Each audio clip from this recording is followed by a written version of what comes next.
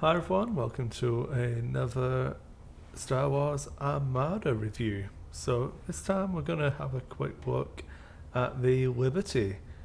So this one is an MC80 variant, obviously featured in Return of the Jedi. It's the ship that the Death Star mercilessly explodes. And it is the Wave 4 component for Rebels for the upcoming Armada release. It goes alongside the Interdictor, which I'll link for video up here somewhere.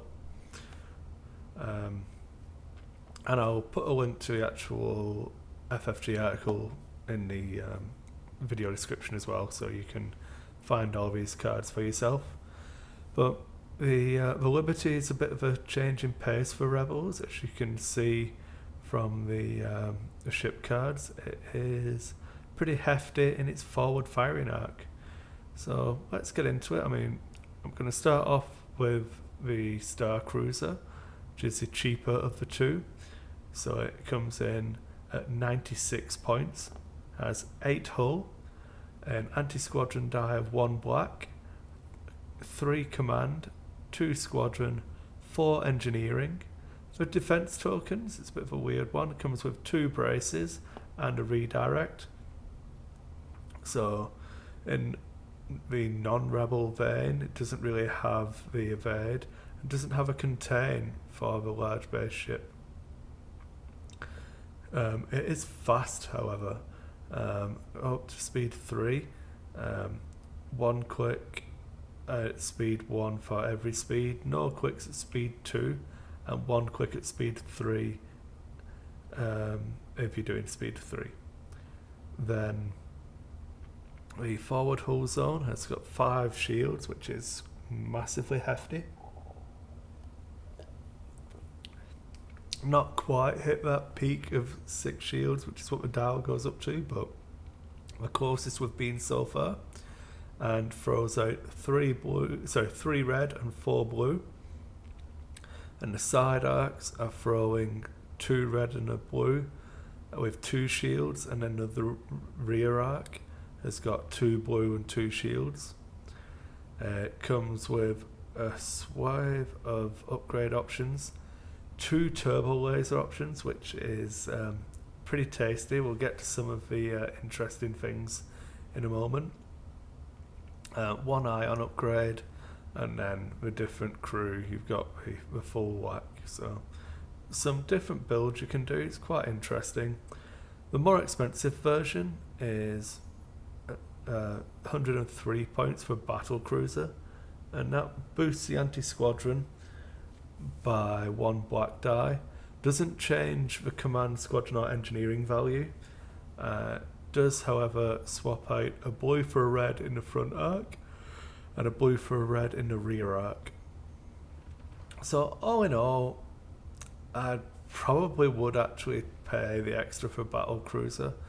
Just for anti-squadron alone is pretty good, and then the extra range dice helps you just trade punches with people on your approach.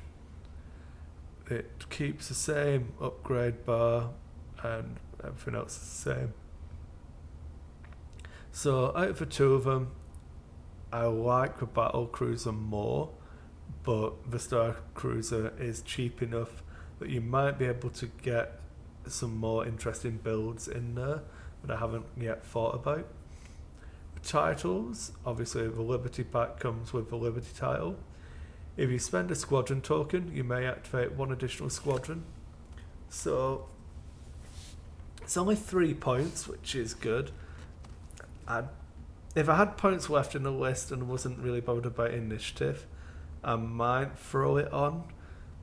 But normally, if I'm building around a squadron force, then I want to be pushing more than 2 squadrons per activation. I want to make sure that squadron alpha is actually doing more damage. But time will tell. The flotillas coming out might change the way we use squadrons. So I'm sure there's scope for this 3 points to be a good investment. The Endeavour is a really good one, actually. 4 points to add in a contain token. When you've got that 8 hull, you can use that as the same way an Imperial Star Destroyer use it. It's a currency to be spent. The Endeavour makes that easier with the contain action, with contain defense token. So again, if you're feeling like you're going to be in the fight brawling, could be worth spending that 4 points on the Endeavour. Sorry about that. The Monkraken is a big winner for the titles. There's lots of interesting things you can do with a couple of combos I'll come into later on, which rely on the Monkraken. It's really, really good. It is, however, 8 points, but it can really help you push that damage through. And the Admiral in this box is General Medine. When a friendly ship resolves a command dial, when a friendly ship resolves a navigate command, if it's spent a dial, it may increase 1 additional yaw value by 1. If it's spent a token, it may either change its speed or increase its yaw value by 1. So it's like nav teams, I think it is. It's good. Specifically onto the Liberty, the MC80 here. If you're navigating, you can go from doing a click on every speed at speed 3. You can do a double click at speed 1. It makes you a lot more versatile. You can get around quite a lot. You can have engine text on this as well, so you can potentially be doing speed 4 with a click at every point. There's lots of stuff you can do here. You could put nav teams on it as well, and then not only that, Medine works on every ship. So if you're going for CR90 swarm, then it can really up the maneuverability of that. It competes well with Mon Mothma, and Akbar is still going to be your go-to damage output, but Medine's really, really interesting, and I think we're going to see more of him as people get used to this different play style. The rest of the crew, the chart officer is an interesting choice. It's only 2 points and is a throwaway card, but depending on how you've built your missions or what the prevalence of the interdictor brings for the blue missions, and the fact that the interdictor is going to be moving those obstacles around, there's a lot of scope for this to be a really useful card. Obviously, the rebels do have the advantage of being able to take a Jaina's Light. Oh man, I need to wake up. The chart officer is going to see play. I'll call it now. People might say it's a throwaway card, but depending on, I'll caveat it with, if the interdictor comes into play more, then the chart officer gets dragged into being better with that. And the fire control team, during the resolve damage stack, you may exhaust this card to resolve 1 additional critical effect. You cannot resolve the same critical effect twice. This one I'm not as keen on, if I'm honest. Takes up gunnery team slot. It's only 2 points, but it relies on you building more points into some other part of the list to get those extra critical effects to be able to trigger. If you could trigger the normal critical effect twice, then 2 points might be worth it at the end of list building, but without that, I feel like you're going to be sticking with your gunnery teams, to be honest, or veteran gunners. Which you're going to take gunnery teams, it's better. Medical team is before you are dealt a face-up damage card with a crew trade, you may discard this card to discard that damage card. So there are quite a few crits in the deck that affect the crew, and this one ignores damage. So again, in list building, if you've got points left at the end, throw a medical team on something if you're going to be spending the hull as a currency. So ISDs maybe, ISDs can't take it, ignore me. Yeah, if you're going to go for that kind of play style, the medical team can be worth it. Skilled First Officer is one of those insurance cards. If you really need that engineering command, it's only a point. Again, it's going to be an end of list building card. It's not going to be something you build a list around. Then the other one was Veteran Gunners, which is gunnery team. That takes up a gunnery team slot. While attacking, you may exhaust this card to reroll all of your attack dice pool. It's been discussed a lot already.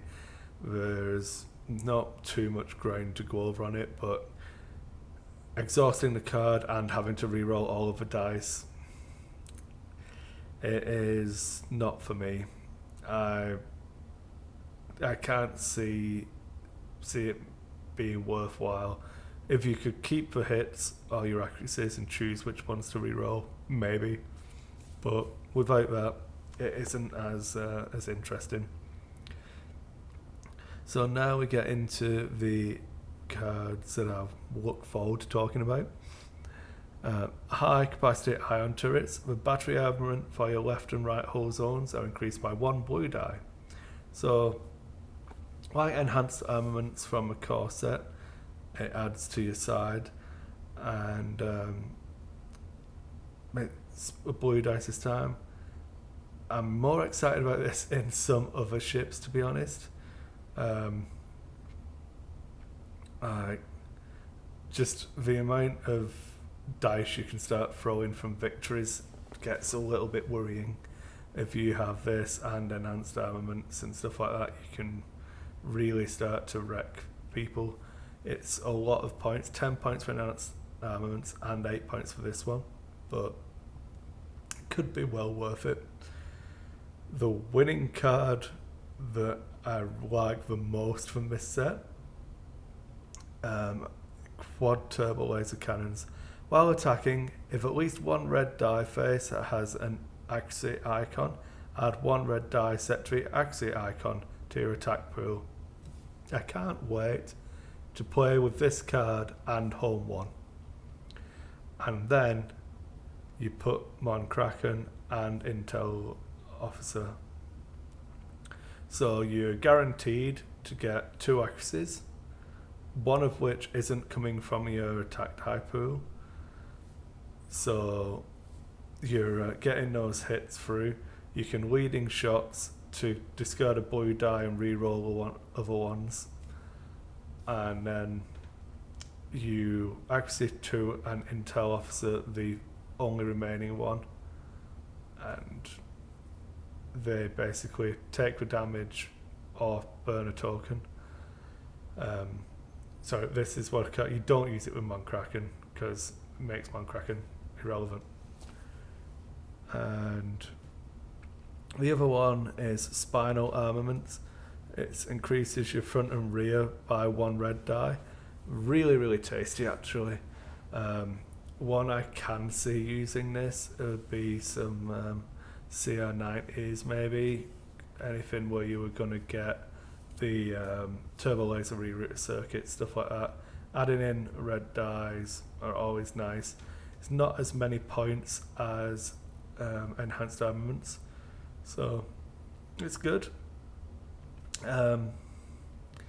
It's going to be weird whereabouts it sits, whether it becomes more of an Imperial build card or a Rebel build card, but there's loads of different options for it. But thinking about it specifically in this set, You can take the a battle cruiser up to 5 red dice from the front, and then 2 red and 2 blue from the side, and you can have the quad turbo laser cannon, so that when you are firing, any accuracy on your red gets to add in another accuracy. If you've got home 1 supporting you, you can be guaranteeing that accuracy, adding in another one, and then you can potentially, if you've got a way of re-rolling die, re-roll that after you've added it in. So it's good. You can basically give you, if you've got a miss on a red die, even if you've got a hit, you can add in change the hit to an accuracy, add in an accuracy from this card. So the synergy between it and home 1 is really, really strong.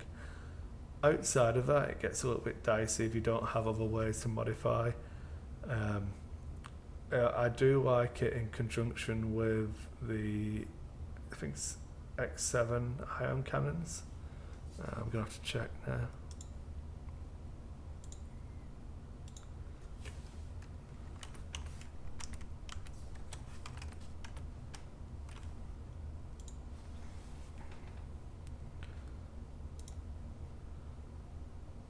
Yeah, SW7 ion cannons, sorry. And that is a card that lets you you spend the accuracies as if it were damage on your blue die. So if you're using this card and throw it on to a normal MC80, so the home 1 style one, you can throw all your blue dice and whatever they are, it's going to be damage, and use this to try and keep the accuracies rolling. So loads of good combinations, and I really like. It's really interesting. So in isolation, I really like the Liberty expansion. I think it opens up a more varied play style for Rebels than fishbowling people. The joust could be interesting. Actually making the a medical frigate. Oh, God damn it, I can't remember anything. How embarrassing. Nebulon B. Yeah. Making the Nebulon viable in this type of build and play style. It's really exciting, just adding in more stuff for Rebels. Especially once the flotillas are here as well. You can have them sitting behind, because you're now not having to go across your opponent, you're going towards them. So you can support the fighters from behind with the flotillas. So I think it's going to be really interesting. But Wave 4 for me is a win for the Imperials. I feel like the Interdictor adds in more than the Liberty adds in for Rebels. And if anything, I think the gap between the two factions has got larger from Wave 4. Hopefully I'm missing stuff from the flotillas, and that will edge it slightly into Rebel favour. So it will finish closer after Wave 3 and 4 than I feel like they are now. But it's still a really good pack. I'm definitely going to pick one up. I don't know which way round I'd rather do it. If I'd rather have two Liberty style or 2 home 1 style. So I only have 1 home 1 at the moment, but I'll probably end up getting 2 of each. I don't feel like you can run them both in the same list all of the time. The home 1 and Liberty combination does function, but you really need to work hard to make sure that you're not leaving home 1 behind. If you swing it around, you can get some interesting situations. I think you force yourself into nav teams on it, and you can't really take Akbar if you want Liberty to work. So it's a hard one, but it will be interesting. I just think that combo's pretty strong with those cards. Obviously those quad turbo laser cannons don't have to go on this ship. they can work with Home 1 and other ships, so it'll be good. I feel like there's lots of stuff in this pack that boosts Rebels, but the Star Cruiser and the Battle Cruiser maybe aren't going to be anything too special other than opening up a jousting playstyle. Thanks for sticking with me through this one. So I said when I did the introductory video, I don't get to play as much Armada as I'd like, so I feel like I stutter over these ones a little bit more, but I enjoy Armada, so I do like talking about it. Thanks for watching though, and if you've got any comments, I'll happily read them and take your advice on this stuff, you know. So throw in some comments if you like. If you want to see more Armada, make sure you're watching the video and let me know. Thank you.